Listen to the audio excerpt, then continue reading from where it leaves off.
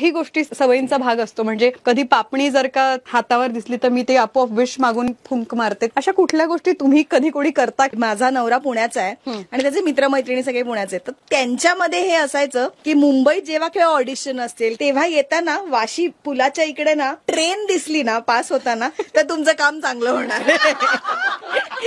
हे त्यांचं एक लॉजिक असायचं आणि ते मी पण आता का त्यांचं ऐकून पाळू लागले मला माहित नाही. ते लहानपणी मला कोणीतरी सांगितलं ती मेल असते ना ती रेड कलरची पोस्टाची व्हॅन, ती दिसली की असे फिंगर्स क्रॉस करायचे आणि मग कावळा दिसला की सोडायचं आणि मग आपली एक विश मागायची.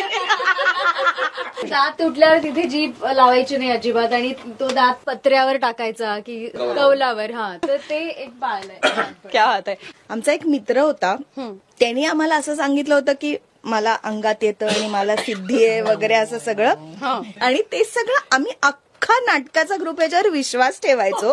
काही बघितलं नव्हतं, काही नाही. पण किती बावळटपणा. माझ्या घरी गणपतीला लोक यायची दर्शनाला डोंबिवलीला.